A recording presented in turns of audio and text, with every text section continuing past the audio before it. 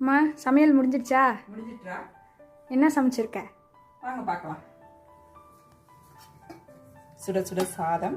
இது சாதம் பார்த்தீங்கன்னா எப்போதும் நான் குண்டில் தான் வடிப்பேன். இன்றைக்கி வடிக்க நேரம் இல்லை, கொஞ்சம் லேட் ஆகிட்டு, அதனால குக்கர்லேயே வச்சுட்டேன். சாதம் கொஞ்சம் டயம் இல்லாததுனால. அப்புறம் பார்த்தீங்கன்னா இன்றைக்கி அவரைக்காய், கேரட்டு, அப்புறம் மாங்காய், முருங்கைக்காய் எல்லாம் போட்டு பச்சை மிளகாய் சாம்பார் தான் வச்சுருக்கேன். இந்த சாம்பார் ரெசிபி வந்து நம்ம வீடியோ எடுத்திருக்கோம், நாளைக்கு நம்ம சேனலில் வரும். அப்புறம் பார்த்தீங்கன்னா இதுக்கு சூப்பராக மேட்ச் ஆகுற மாதிரி உனக்கு பிடிச்ச உருளைக்கிழங்கு வறுவல் தான் அமுது.